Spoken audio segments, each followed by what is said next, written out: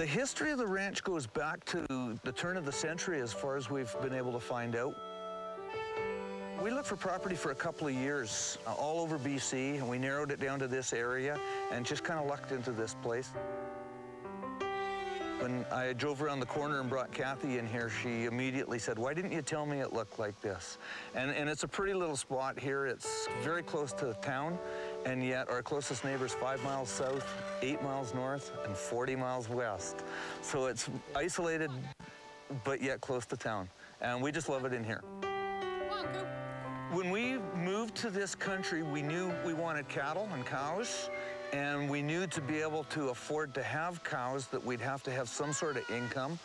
And we decided right away that we'd build some cabins and bring in some paying guests to help offset the cost of owning cows. When we moved on to Meadow Springs, there was no cabins. It has never been a guest ranch in the past. It's always been a working ranch.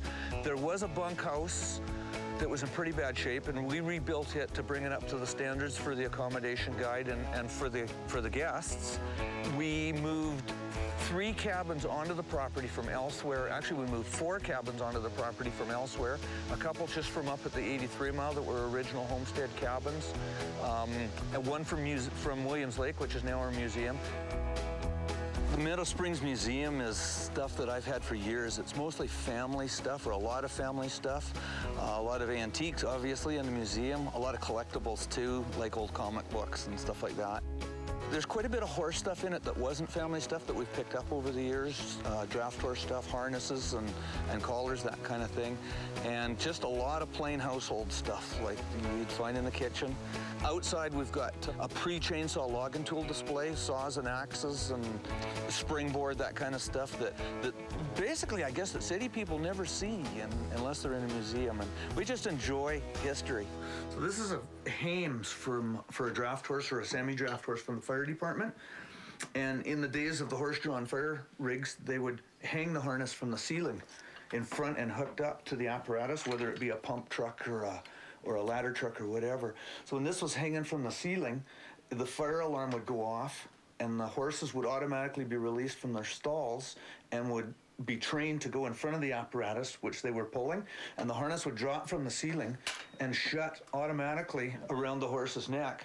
And they said that in those days, the horses could actually be leaving the fire hall before the firemen could come down the pole and get onto the equipment. I guess Meadow Springs Ranch, the main activity here is the horseback riding. I've sort of always, I guess, prided myself just for doing more educational type riding. You know, like it's not, for me, it's not putting someone onto a horse and going for a ride. It's the whole thing about learning how to brush them and how they can interact with you even before you get on. And I think it makes people a lot more comfortable. I've seen people who have ridden here for 4 days. At the end of the 4 days, we're cantering down the road. They're perfectly comfortable. And I think for me, that's what it's all about. I want to see people learn and have fun on their horses. We really like it when our guests want to come and learn, spend time with us. They sort of basically walk into our life for the couple days that they're here. And what we do, they do, which is really kind of neat. It's fun showing people, to us, something that's so basic and part of our life, and yet to them is so new. Just a little bit.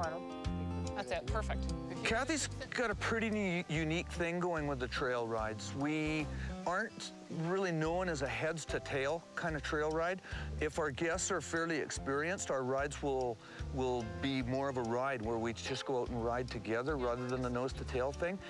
But at the same time, Kathy's really good with beginners, likes working with beginners. She'll spend a lot of time with everybody that goes on a ride before the ride. She lets them, right from the start, she'll let them go out and gather the horses, helps brush the horses out, they help saddle, they help do everything.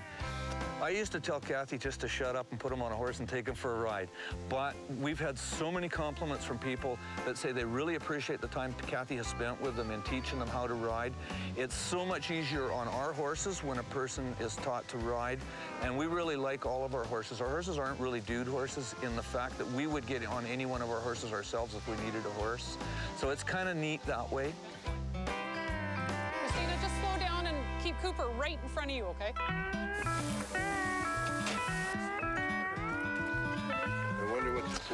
I think the main feedback that we get from our guests in reading the guest books has been, thanks for being so hospitable.